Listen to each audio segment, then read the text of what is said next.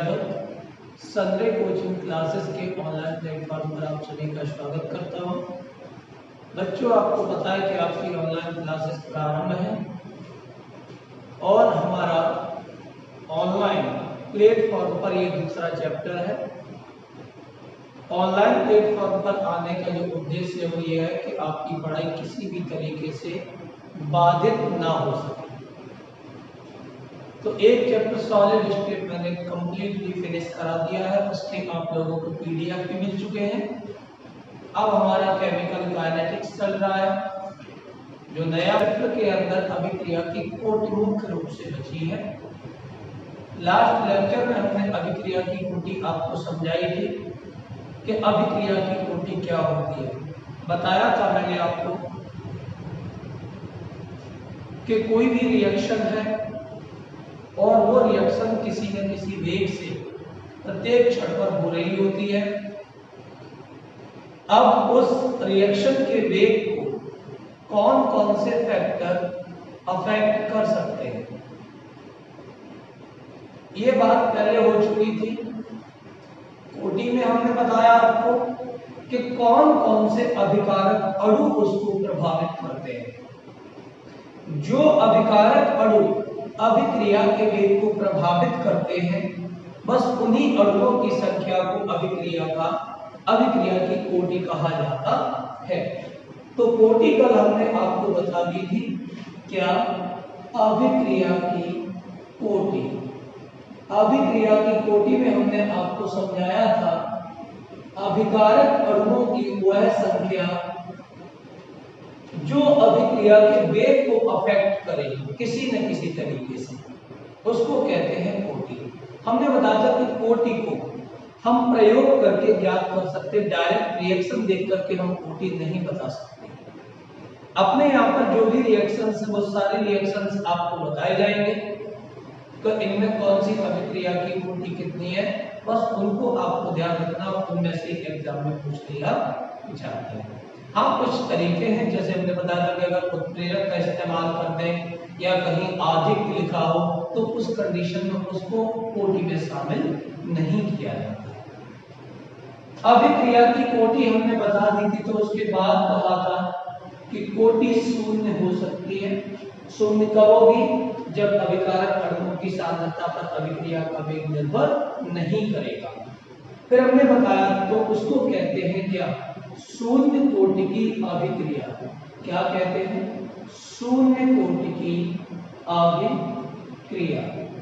उसके बाद अगर कोटि 1 आ जाए तो उसको कहा जाता है प्रथम कोटि की अभिक्रिया। अगर 2 अभिकारक अणु प्रभावित करते हैं तो कोटि 2 आती है, अर्थात उसको कहते हैं क्या? द्वितीय कोटि की अभिक्रिया। अगर 3 अभिकारक अणु अभिक्रिया के वेग को प्रभावित करते हैं तो उसको कहा जाता है क्या? तृतीय कोटि की अभिक्रिया। कल हमने आपको शून्य कोटि में पढ़ा दिया था कि वह अभिक्रिया जिसका वेग अभिकारकों की सांद्रता पर निर्भर नहीं करता है, शून्य कोटि की अभिक्रिया कहलाती, या शून्य घात पर निर्भर करता है। शून्य घात पर निर्भर करेगा तो शून्य कोटि कहेंगे। हम किसी भी कोटि की अभिक्रिया में किन किन बातों को पढ़ते हैं वो ध्यान से सुनिए। एक तो सबसे पहले हम पढ़ते हैं बेटा परिभाषा, उसके बाद उसके पढ़े जाते हैं उदाहरण, उसके बाद पढ़ते हैं लक्षण, उसके बाद पढ़ते हैं गतिक समीकरण। ध्यान से सुनते रहिए। और उसके बाद इन सभी के लिए निकाला जाता है के का मात्रक। तो यही चीजें आप सभी में पढ़ने वाले हैं। शून्य कोटि की अभिक्रिया की परिभाषा, उसके एग्जाम्पल्स क्या क्या है, उसके लक्षण क्या है, उसका गतिक समीकरण किस तरीके से आप ड्राइव करेंगे, और उसके लिए के का मात्रक कैसे निकालेंगे। आज का जो लेक्चर है वो बहुत ज्यादा महत्वपूर्ण लेक्चर है बच्चों इस दृष्टिकोण से कि इसमें जो के का मात्रक आपको निकालना है, ये मान लीजिए हर साल आता है। 2020 के अगर आप 7 सेट उठाएंगे तो कम से कम 3-4 सेट में आपको के का मात्रक अवश्य देखने को मिलेगा। ठीक, आप जब अनसॉल्व्ड पेपर सॉल्व करेंगे तो उसमें देखेंगे कि के का मात्रक कितनी बार परीक्षा में पूछा गया। तो आज हम आपको ये सारी चीजें सिखाने वाले हैं। और एक विशेष सूचना ये है कि आप लोग ये कहते हैं, बार बार मैसेज आते हैं, कॉल्स आते हैं कि सर हमारा वीडियो नहीं चल रहा है, 8:02 पर वीडियो आपका हर हालत में स्टार्ट हो जाता है। कुछ बच्चों के यहाँ स्टार्ट नहीं हो रहा, तो इसका मतलब ये कि कहीं ना कहीं उनके यहाँ नेटवर्क प्रॉब्लम है। बाकी हमने सब कुछ चेक करवा लिया कि कोई किसी तरीके की समस्या नहीं है। दूसरी बात यह है कि बहुत सारे बच्चों का ये कॉल आया कि सर हमको दूसरा और तीसरा लेक्चर नहीं देखने को मिला। तो मैंने आपको बार बार बताया कि अब जो भी वीडियो आएंगे वो सारे के सारे प्राइवेट आएंगे, क्योंकि हम बिल्कुल भी उन बच्चों के लिए रिस्क नहीं ले सकते जिन बच्चों ने अपना जो फीस है वो समय से दिया है। तो उन सभी बच्चों की चिंता करते हुए हम समय पर सारी चीजों को कर रहे हैं। ठीक, अगर आपका नुकसान हो रहा है तो आप उसके लिए खुद जिम्मेदार हैं। जिन बच्चों की फिर भी ध्यान रखिए फीस जमा नहीं है, वो मंडे को जब केमिकल काइनेटिक्स की पीडीएफ लेने आएंगे तो इस बात का ध्यान रखें कि वो अपनी फीस जमा करें। अन्यथा की स्थिति में मंडे के बाद जो भी बच्चे ग्रुप में ऐसे ऐड हैं जिनकी फीस जमा नहीं है, उनको ग्रुप से रिमूव कर दिया जाएगा। तो इस बात का आप विशेष ध्यान रखेंगे, ठीक है ना। आपका नुकसान होगा फिर उसके लिए जिम्मेदार आप होंगे। अगर किसी बच्चे के मान लीजिए दूसरा तीसरा लेक्चर छूट गया है किसी कारणवश, तो मैं व्यवस्था कराऊंगा, उनको वो लेक्चर में प्रोवाइड करा दूंगा। ठीक, उनको चिंता करने की कोई बात नहीं है। ठीक, लेकिन आप फीस का विशेष ध्यान रखिए। और दूसरी सूचना, जो भी प्राइवेट वीडियो है जिस समय पर आते हैं आप उस समय पर उसको देखिए, ठीक है ना। फिर आप ये कहते हैं कि अब हमको मिला नहीं, आपने 9 बजे के बाद देखना चालू किया कि सर हमें नहीं मिल पाया, अब वो प्राइवेट वीडियो लिख करके दे रहा है। ठीक, तो इस बात का आप लोग विशेष ध्यान रखें कि समय पर आपको लेक्चर अटेंड करना है। उसके बाद आपको अगर कोई समस्या आती है, वैसे मैं छोड़ता नहीं हूँ वीडियो में कि कहीं आपको कोई समस्या है, फिर भी कोई समस्या आती है तो आप हमको पर्सनल मैसेज करके आप हमसे उस समस्या का समाधान पा सकते हैं। ध्यान दीजिए बच्चों, तो हमारा जो लास्ट लेक्चर था लेक्चर नंबर 3, उसमें हमने बता दी थी शून्य कोटि की अभिक्रिया की परिभाषा, और हमने बता दिए थे उसके उदाहरण, और हमने बता दिए थे उसके लक्षण। ये 3 बिंदु कंप्लीट हो गए थे। आज का जो टॉपिक है उसमें हम आपको सिखाने वाले हैं कि हम शून्य कोटि की अभिक्रिया का जो काइनेटिक इक्वेशन है उसको कैसे फाइंड आउट करते हैं, कैसे ड्राइव करते हैं उसको, और के का जो मात्रक है उसको कैसे निकालते हैं। अब ये काम जो आप इसमें सीख रहे हैं यही सब आपको इसमें करना है। पहले आप प्रथम कोटि की परिभाषा को पढ़ेंगे, एग्जाम्पल पढ़ेंगे, लक्षण पढ़ेंगे, गतिक समीकरण पढ़ेंगे और के का मात्रक पढ़ेंगे। अब आप द्वितीय और तृतीय में जाएं तो यहाँ पर आप ये आपके पाठ्यक्रम का हिस्सा नहीं है, तो इसमें केवल आपको परिभाषा, एग्जाम्पल और लक्षण और के का मात्रक, काइनेटिक इक्वेशन आपको यहाँ पर नहीं पढ़ाया जाएगा क्योंकि ये आपके पाठ्यक्रम का हिस्सा नहीं है। ठीक, तो हमने बताया था कि लास्ट लेक्चर में शून्य कोटि की अभिक्रिया में परिभाषा, उदाहरण और लक्षण हुए थे। अब मैं आपको बताने वाला हूं बेटा गतिक समीकरण। तो बहुत ध्यान से सुनिए क्योंकि मैथमेटिकल लेक्चर है, ठीक है ना। गतिक समीकरण कैसे आप फाइंड आउट करेंगे तो देखेंगे। आज का जो हमारा मेन उद्देश्य है वो यही है कि मैं आपको गतिक समीकरण सिखाऊंगा और उसके बाद के का मात्रक निकालना सिखाऊंगा। तो लिख देंगे क्या, शून्य कोटि की अभिक्रिया के लिए शून्य कोटि की अभिक्रिया के लिए गतिक समीकरण, गतिक समीकरण शून्य कोटि के लिए, kinetic equation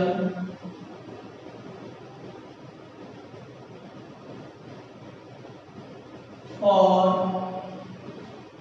zero order reaction, kinetic equation for zero order reaction. ठीक है, कुछ बातें आपको ध्यान रखनी है। क्या ये जो होती है ये होती है बेटा प्रारंभिक सांद्रता। ध्यान रखिए, ये लेक्चर में यूज होने वाली चीजें हैं, मैं पहले ही बता दे रहा हूं। ये क्या है? प्रारंभिक सांद्रता। x कुछ समय के बाद जो मात्रा बनती है, या फिर उत्पाद की सांद्रता। किसकी सांद्रता? उत्पाद की सांद्रता। ठीक है ना, ये आप ध्यान रखेंगे। आइए अब हम आपको काइनेटिक इक्वेशन सिखा रहे हैं। ध्यान दीजिए, एक बार में आपको काइनेटिक इक्वेशन समझ में आएगा गारंटी के साथ, बस आप देखते रहिए। कल बताया था, मान लिया अभिकारक A है और ये बदलता है आयन उत्पाद में। ठीक है ना, अभिकारक A किसमें बदलता है बेटा? उत्पाद में। और एक बात और ध्यान रखेंगे कि जो अभिक्रिया वेग है, हमने आपको पढ़ाया है कि अभिक्रिया वेग क्या होता है बताइए? सांद्रता में परिवर्तन। काय की सांद्रता? अभिकारक या उत्पाद की सांद्रता में परिवर्तन। सांद्रता में परिवर्तन बटे लगा समय। ठीक है, या फिर कह सकते हैं समयांतराल। करेक्ट। सांद्रता में परिवर्तन अगर मान लिया हमने, जैसे पहले सांद्रता थी x1, फिर सांद्रता हो गई x2, लेकिन हमने आपको r1 और r2 पढ़ाया था। हम चाहे तो इसको x1 और x2 भी लिख सकते, कुछ भी लिख सकते। मान लिया हमने, मान पहली कंडीशन का सांद्रता x1 है, फिर x2 है। तो अब जब आप यहां से डेल्टा कंसंट्रेशन r निकालते थे तो क्या करते थे? r2 माइनस का r1। तो अगर मैं यहाँ पर डेल्टा x निकालूं या फिर dx निकालूं, d का मतलब क्या होता है? सूक्ष्म समय के लिए। ठीक है ना, तो dx बराबर क्या हो गया? x2 माइनस का x1। तो समझ गए होंगे कि सांद्रता में परिवर्तन को dx भी लिखा जा सकता है। समय की बात कर लें, पहले t1 था, फिर t2 हो गया, तो यहां से हम dt निकाल सकते हैं। क्या बेटा? t2 माइनस का t1। तो ये हो गया dx अपॉन dt। अभिक्रिया के वेग को dx अपॉन dt भी लिखा जा सकता है। ठीक है ना, ध्यान दीजिए प्यारे बच्चों। आइए आप इधर देखते हैं, एक अभिकारक या उत्पाद में बदलता है। लिखेंगे हम यहां पर शून्य कोटि की अभिक्रिया के लिए, शून्य कोटि की अभिक्रिया के लिए लिख सकते हैं। क्या बताया था हमने? अभिक्रिया वेग बता चुका हूं आपको कि अभिक्रिया जो वेग होता है वो अभिकारक क्या है? A, और उसकी क्या? सांद्रता। और सांद्रता की कौन सी घात? शून्य घात। और उस घात के कैसा होता है?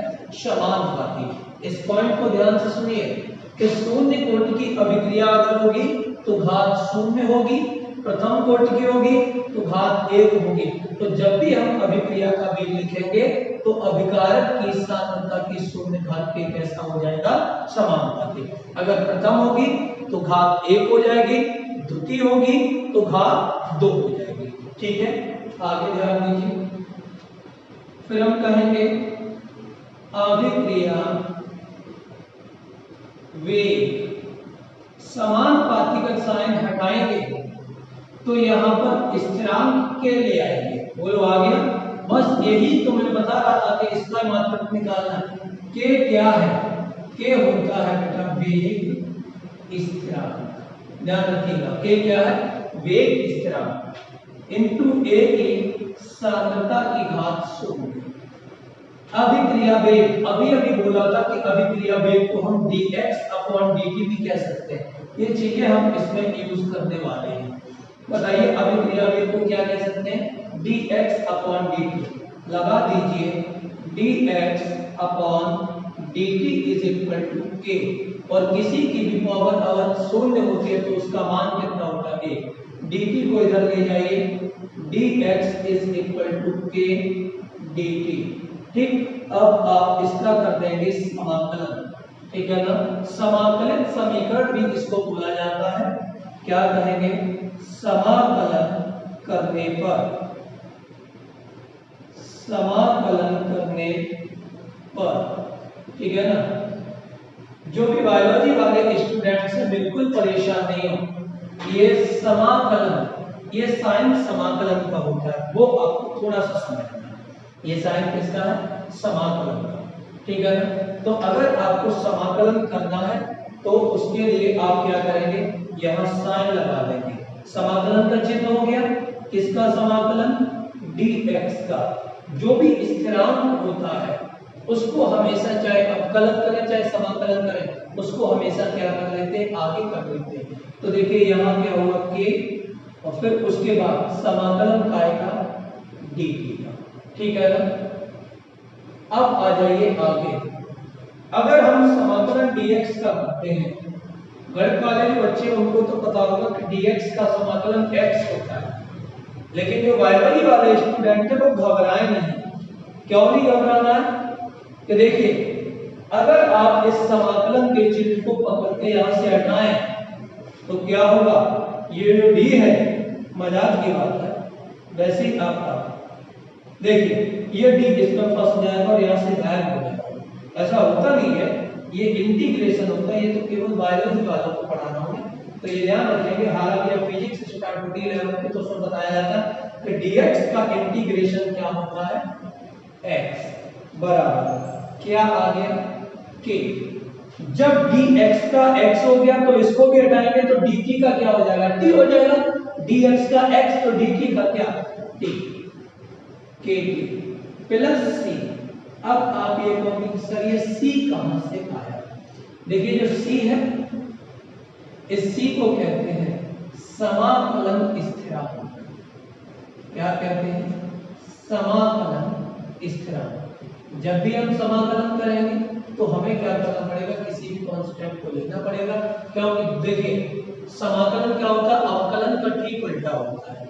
अगर आप c का अवकलन करेंगे, कांस्टेंट है तो उसका कोई मान नहीं होगा, तो हो सकता है कि जब हमने उसका अवकलन किया हो तो c उसमें पहले से दिया हो। तो ध्यान रखिए ऐसी कोई परेशानी वाली बात नहीं है, बस आप ये ध्यान रखेंगे कि जब हम समाकलन इस स्थिति में करेंगे तो हमें क्या करना पड़ेगा, कोई कांस्टेंट c लेना पड़ेगा।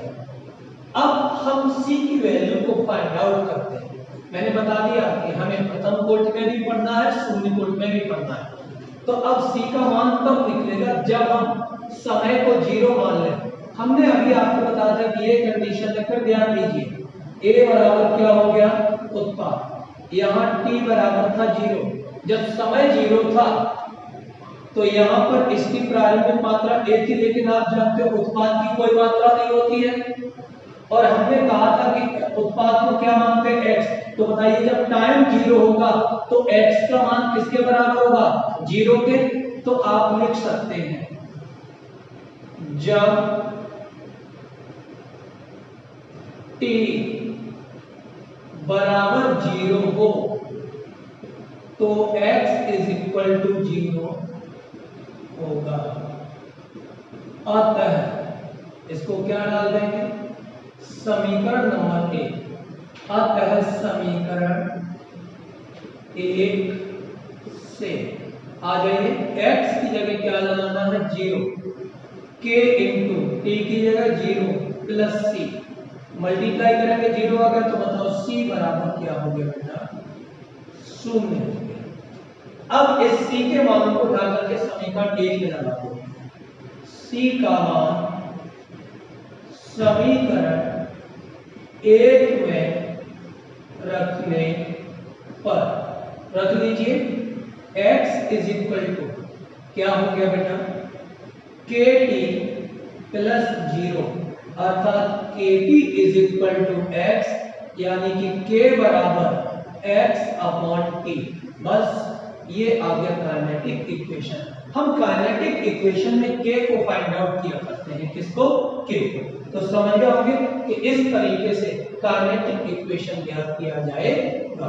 हमने बता दिया कि जो k है ये वेग स्थिरांक है। ध्यान रखिएगा वेग स्थिरांक का मात्रक पूछा जाता है। हमने कहा कि प्रारंभिक सांद्रता कितनी है a और x क्या है ये उत्पाद की मात्रा कुछ समय के पश्चात। तो इस तरीके से बेटा ये हमारा आ गया है क्या काइनेटिक इक्वेशन किसके लिए जीरो ऑर्डर रिएक्शन के लिए। आप चाहें तो मैं थोड़ा साइड में हो जाता हूं, आप इसका स्क्रीनशॉट लीजिए, कोई समस्या नहीं है।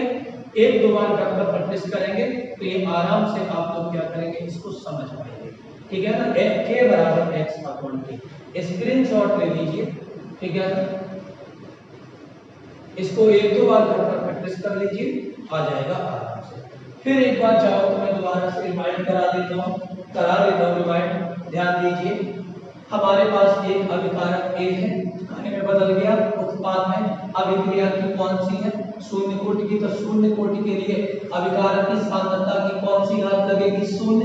तो अभिक्रिया का वेग जो है अभिकारक A उसकी सांद्रता की कौन सी घात शून्य के कैसा होगा समानुपाती होगा। अभिक्रिया वेग बराबर समानुपाती के चिन्ह हटाया तो के लिए आए k क्या है वेग स्थिरांक है। ठीक है ना। अब a की सांद्रता की घात 0 किसी की भी पावर 0 होती है तो उसका मान कितना होता है 1 होता है। उसके बाद अभिक्रिया वेग हमने समझा दिया था, हम अभिक्रिया के वेग को dx अपॉन dt भी कह सकते हैं। d का मतलब क्या है डिफरेंस, x का मतलब सांद्रता, सांद्रता में अंतर बटे समय में अंतर बराबर क्या हुआ कि ये जो dt है उसको ऊपर ले गए तो dx k dt समाकलन कर दिया। ये जो साइन है ये किसका साइन है समाकलन का। तो integration of dx and integration of dt के इसके आगे आ गया। हमने बताया कि dx का इंटीग्रेशन x होता है और dt का फिर क्या हो जाएगा इसी आधार पर t हो जाएगा। लेकिन हमने क्या किया जब इंटीग्रेशन किया तो c ले आए। c क्या है ये एक अचर पद है, हो सकता है कि जब डिफरेंशिएशन किया गया तो ये पहले से मौजूद है तो हम इसको लगा दिया। ठीक है ना। इसको डाल दिया समीकरण नंबर 1 c क्या है समाकलन स्थिरांक। अब हम क्या करने वाले हैं कि जब अभिक्रिया स्टार्ट नहीं हुई होगी तो जब समय 0 होगा तो उत्पाद की मात्रा भी कैसी होगी 0। अभी बताया था कि x क्या होती है उत्पाद की मात्रा। इसको लगा दिया समीकरण 1 में x की जगह लगाया 0 t की जगह लगाया 0 c बराबर क्या हो गया 0। c का मान फटाफट क्या है समीकरण नंबर 1 में रख दीजिए। तो x बराबर kt प्लस 0 तो kt इज इक्वल टू क्या x तो k इज इक्वल टू क्या हो गया x अपॉन t। ठीक है ना। अब चलते हैं इसी में थोड़ा इसको और आगे बढ़ाते हैं। ये तो निकल के आ गया। अगर हम शून्य कोटि के लिए अर्ध आयतकाल की गणना करते हैं, किसकी गणना करते हैं अर्ध आयतकाल की, तो क्या स्थिति आती है ध्यान दीजिए। हेडिंग कर देंगे क्या अर्ध आयतकाल के लिए। ठीक है ना। अर्ध आयतकाल की बात करते हैं। प्यारे बच्चों अर्ध आयतकाल जानते हैं क्या। वैसे आपने 11th क्लास में पढ़ा होगा कि अर्ध आयतकाल क्या होता है, लेकिन मैं एक बार दोबारा से आपको रिमाइंड कराता हूं कि अर्ध आयतकाल क्या होता है। देखिए कुछ रेडियो एक्टिव पदार्थ होते हैं। अब आप ये कहोगे कि रेडियो एक्टिव क्या है, कोई बात नहीं मैं सारी बातें आपको बताऊंगा।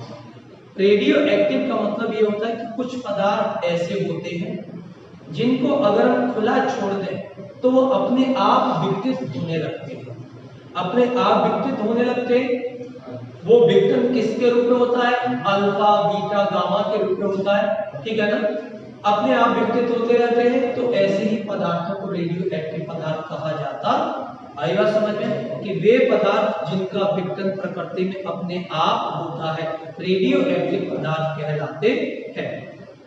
ठीक उसके बाद हम बात करेंगे इसमें ही आता है शब्द अर्ध आयतकाल। जैसे मान लिया कि आपने कोई 100 ग्राम पदार्थ यहां रख दिया। कितना रख दिया 100 ग्राम।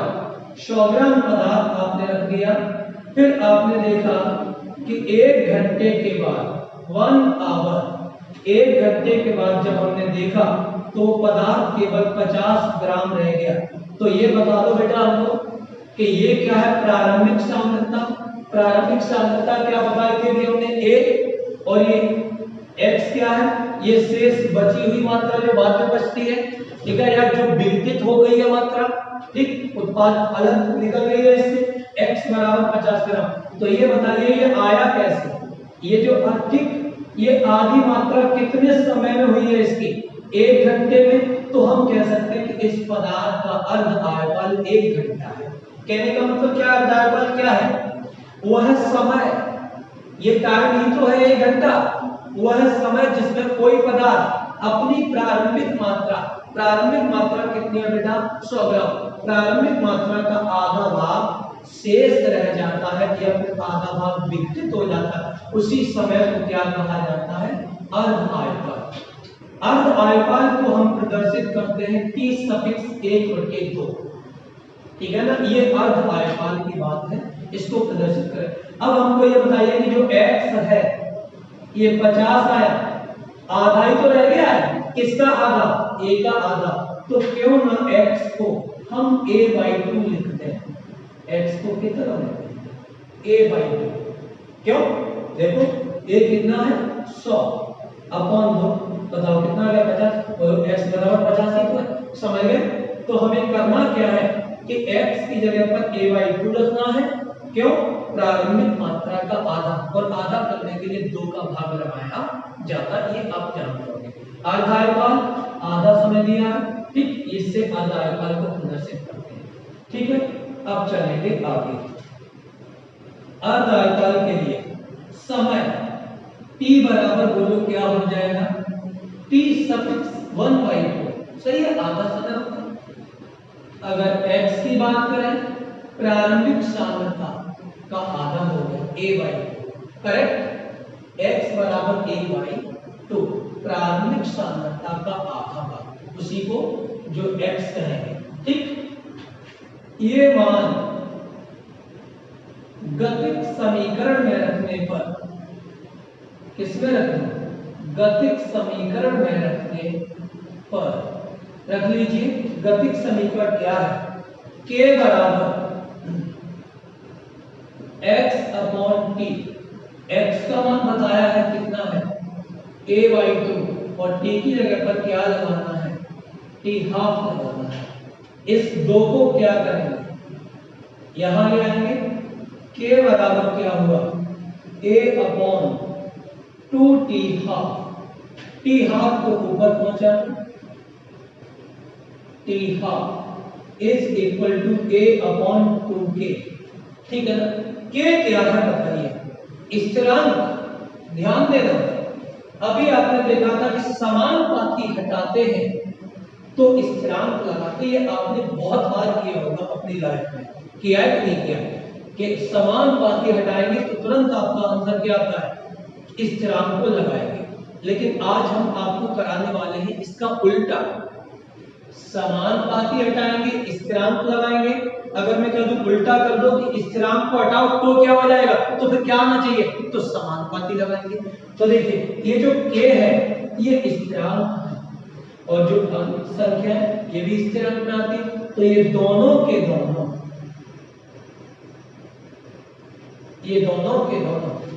क्या हो जाएंगे, ये दोनों के दोनों बेटा स्थिरांक हो जाएंगे, ठीक है ना। K को तो हम हटाएंगे, लेकिन 2 कैसे, ये भी स्थिरांक होता है। इन दोनों को जब स्थिरांक को हटाएंगे तो यहाँ पर क्या आ जाएगा, समानुपाती, तो क्या हुआ, T½ समानुपाती A, देखा ही जाता, T½ समानुपाती A। अब ये बताइए हमको, ये बात समझ में आ गई कि K हटाएंगे तो समानुपाती लगाएंगे, लेकिन ये जो 2 है ये किसी वैल्यू को तो प्रदर्शित कर नहीं रहा है कि प्रारंभिक सांद्रता हो या उत्पाद की मात्रा हो या कुछ, ऐसा कुछ नहीं है। तो ये दोनों के दोनों स्थिरांक का काम करेंगे। समानुपाती हटा दिया तो सॉरी स्थिरांक को हटा दिया तो समानुपाती लगा दिया। अब ये बताइए कि जो T½ है ये क्या है, ये क्या बताई थी हमने, प्रारंभिक सांद्रता, और टी हाफ क्या अर्ध आयताकार। ये कई बार विकल्प में पूछा गया कि शून्य कोटि की अभिक्रिया के लिए अर्ध आयताकार प्रारंभिक सांद्रता बोला था। ए क्या है प्रारंभिक सांद्रता, शून्य कोटि की अभिक्रिया के लिए अर्ध आयताकार प्रारंभिक सांद्रता के कैसा होता है समानुपाती होता है। तो यहाँ नीचे आप लिख देंगे अतः शून्य कोटि की अभिक्रिया के लिए अर्ध आयताकार अभिकारक की प्रारंभिक सांद्रता के समानुपाती होता है। ठीक है बच्चों, इस तरीके से ये पूरा डेरिवेशन अर्ध आयताकार से हमारा क्या हुआ समाप्त हो गया। इधर का स्क्रीनशॉट आपने ले लिया था, ठीक है ना, इधर का स्क्रीनशॉट आप दोबारा से ले लें और इसको घर पर जरूर करिए, ठीक है ना। ये कई बार पूछे गए परीक्षा में, बहुत इंपॉर्टेंट है। और न्यूमेरिकल्स भी आपको यहाँ से कुछ देखने को मिल सकते हैं, आगे सीक्यू आएगी, ठीक है। लेकिन ये थ्योरेटिकल दृष्टिकोण से बहुत इंपॉर्टेंट है कि अर्ध आयताकार अभिकारक की प्रारंभिक सांद्रता के कैसा होता है समानुपाती होता है। ठीक, उम्मीद है कि सभी लोगों को समझ में आया होगा। हमने कोई भी ऐसा बिंदु नहीं छोड़ा जिसमें आपको कंफ्यूजन हो। अर्ध आयताकार की बात है तो टी हाफ आ गया। एक्स की बात करते हैं, आधे समय में जो मात्रा बची, आधे समय मात्रा क्या जो प्रारंभिक मात्रा थी, प्रारंभिक 100 थी, तो आधे समय में आधी मात्रा कितनी रह जाएगी 50 रह जाएगी, तो हम 2 का भाग लगाए थे 100 में, तब ये आंसर आया था। ठीक, तो इस तरीके से ये आपका इसका जो काइनेटिक इक्वेशन का डेरिवेशन है समाकलित रूप है वो कंप्लीट हुआ। यहाँ लिख देंगे, हालांकि आपको नोट्स पूरा कंप्लीट मिलेगा, उसमें कोई वो नहीं है, बस आप इसको समझ लीजिए, ठीक है। तो इस तरीके से बच्चों ये हमारा क्या हुआ गतिज समीकरण यहाँ पर कंप्लीट हुआ। अब बताइए क्या बचा। अब बचा k का मात्रक कैसे निकालते हैं, ये जो k है इसका मात्रक। तो हम अगले सेगमेंट अब बताते हैं आपको, इसको साफ करते हैं बोर्ड को।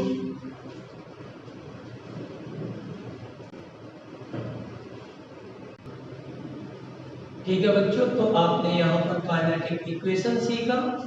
अब हमने आपको पहले ही क्लियर कर दिया था कि परिभाषा, उदाहरण, लक्षण, गतिज समीकरण और k का मात्रक। परिभाषा हो गई शून्य कोटि की, एग्जाम्पल हो गए, लक्षण हो गए और गतिज समीकरण हो गया। अब मैं जो सिखाने वाला हूँ इस सामान्य तौर पर हमने बताया था कि ये आपको परीक्षा में निश्चित रूप से देखने को मिलता है। क्या k का मात्रक। k क्या है अभी पता था, वेग स्थिरांक होता है। आगे मैं वेग स्थिरांक को डिटेल में पढ़ाऊंगा, तब तक के लिए आप ये ध्यान रखिए कि k क्या है वेग स्थिरांक है। आइए बच्चों डालते हैं शून्य कोटि की अभिक्रिया के लिए, शून्य कोटि की अभिक्रिया के लिए वेग स्थिरांक के का मात्रक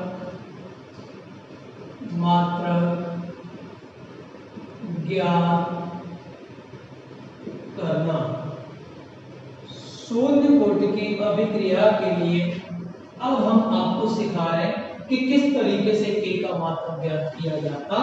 बहुत ज्यादा महत्वपूर्ण चीज है ये, बहुत ज्यादा महत्वपूर्ण, ध्यान रखेंगे। मैं यहाँ पर आपको इसका कॉन्सेप्ट है वो पढ़ाऊंगा, उसके बाद में फिर हम आपको एक ट्रिक बताएंगे जिसके माध्यम से आप निकाल सकते हैं। तो चाहे आप क्या करेंगे, कुछ भी देख सकते हैं जो आपको सुइटेबल लगे। तो बच्चों ध्यान दीजिए, शून्य कोटि की बात करते हैं। A इज इक्वल टू उत्पाद, करेक्ट। किसके लिए लिखना है, शून्य कोटि के लिए, शून्य कोटि के लिए कह देंगे क्या अभिक्रिया वेग समानुपाती होता है अभिकारक, और ये जो ब्रैकेट है, ये ब्रैकेट नहीं, केमिस्ट्री की भाषा में इसको सांद्रता बोलते हैं, सांद्रण बोलते हैं। एक ही सांद्रता और शून्य कोटि है तो घात क्या हो जाएगी, शून्य हो जाएगी। मानते हो इस बात को कि नहीं मानते, मानना चाहिए। आगे अभिक्रिया वेग बराबर, बोलो समानुपाती हटाते तो क्या आता है, के इनटू, किसी का पावर 0 होता है तो उसको क्या एक कह सकते हैं, तब अब लिख सकते, तब अभिक्रिया वेग था, वेग नहीं मात्रक लिखिए, अभिक्रिया वेग का मात्रक। जब हमने इसमें कुछ नहीं किया, अभिक्रिया वेग पहले से चल रहा है, अभिक्रिया वेग हमने लिख लिया, केवल इसमें पढ़ा दिया का मात्रक, तो बताओ इधर क्या हो जाएगा, के का मात्रक, ठीक है ना, जो था उसमें हमने मात्रक शब्द और जोड़ दिया। ध्यान दीजिए, ये आप लोग जानते हैं अभिक्रिया वेग की मात्रक को, आप जानते, मैंने अभिक्रिया वेग पढ़ाया था तो बताया था कि अभिक्रिया वेग का मात्रक कैसे निकालते हैं, ठीक, तो बता दिया था अभिक्रिया वेग का मात्रक क्या होता है, mole litre inverse second inverse, ये हमने आपको पढ़ाया था, क्या था बेटा, mole litre inverse second inverse, ये होता है अभिक्रिया वेग का मात्रक। फटाफट क्या करेंगे, इस मात्रक को पहले पढ़ा चुका हूं, इसमें कोई नई बात नहीं है, इसको उठा करके आप यहां लगा दीजिए, क्या होगा, मोल लीटर इनवर्स और क्या हो गया, second inverse is equal to, क्या हो गया बेटा, के का मात्रक, ठीक है, लिख देंगे वेग स्थिरांक क्या होता है, के का मात्रक इज इक्वल टू क्या है, mole litre inverse second inverse.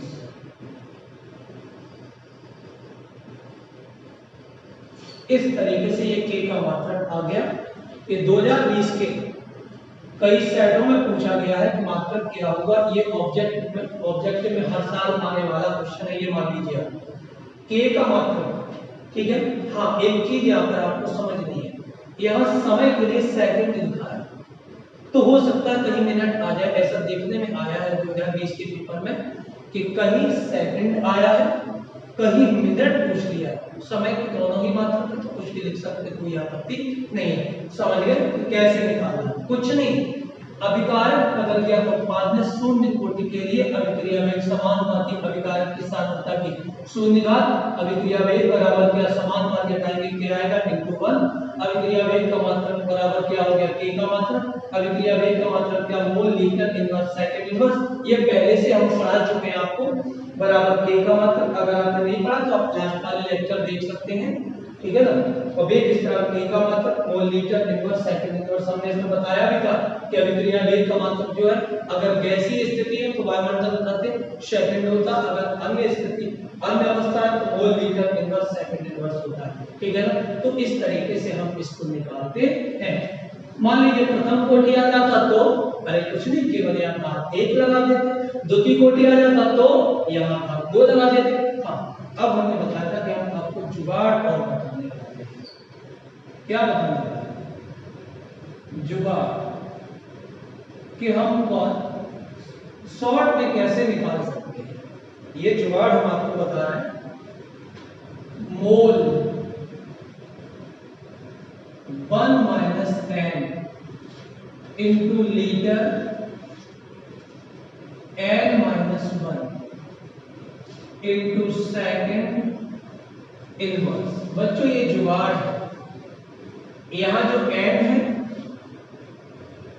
n बराबर हो गई क्या, कोटि।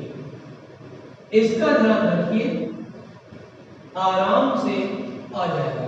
देखो सेकंड इनवर्स तो हमेशा ही रहेगा, अब इसमें कंफ्यूजन हो सकता है कि मोल 1 minus n litre n minus 1, मां पहले आता हिंदी वर्ड, तो आप देख लेंगे कि हमारा क्या बन जाएगा, मोल 1 माइनस n और लीटर n माइनस 1।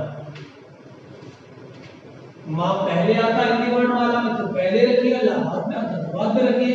बस पहले 1 आता है तो 1 को आप लिख देंगे 1 माइनस n और लीटर n माइनस 1। अब n अंग्रेजी वर्णमाला में, ये बाद में आता है, 14वें नंबर पे आता है समथिंग। तो आप ये देखेंगे कि मोल जहां आएगा उसके लिए 1 करेंगे। माँ पहले आया तो पहले का मतलब 1 माइनस n। अब लीटर क्या, तो लीटर के लिए उसका उल्टा कर दो। अब मैं आपसे कहूँ, अब ध्यान रखना बोलूं 1 minus n litre n minus 1 second है। तो मैं कहूँ बताओ बेटा शून्य कोट के लिए निकालिए। किसके लिए, शून्य कोट के लिए। फटाफट लगा दो शून्य कोट, अर्थात n बराबर कितना 0, तो लगाओ मोल 1 माइनस शून्य इंटू लीटर शून्य माइनस 1, करेक्ट। n की जगह शून्य लगा दिया, शून्य कोटि है तो 1 माइनस शून्य और शून्य माइनस 1 इंटू क्या, सेकंड इनवर्स। अब 1 में से 0 घटाएंगे, कुछ नहीं 1 बचेगा, लिखो मत, इंटू लीटर क्या, 0 में से 1 जाएगा तो माइनस 1 ही रहेगा, और इधर हो गया क्या, सेकंड इनवर्स। देखो बेटा एक का मतलब क्या लगा है, mole litre inverse second inverse. ये जुगाड़ है, आप मेंटल कैलकुलेशन से इसको निकाल सकते हैं, ठीक है। मोल लीटर सेकंड, मोल पहले माँ पहले आएगा तो 1 माइनस n हो जाएगा, और यहाँ इसका उल्टा सेकंड में हमेशा इनवर्स। अगर मैं कैसे बताइए, प्रथम कोटि के लिए निकालिए, किसके लिए, प्रथम कोटि के लिए, तो फटाफट क्या n माइनस 1, बताओ क्या हो जाएगा, मोल 1 माइनस 1 इंटू लीटर 1 माइनस 1, सही है, n की जगह 1 लगाओ, इंटू सेकंड इनवर्स। देखो 1 से 1 कैंसिल हुआ, 0 आ गया, तो मोल की घात कितनी, शून्य, लीटर की घात कितनी, शून्य, सेकंड इनवर्स।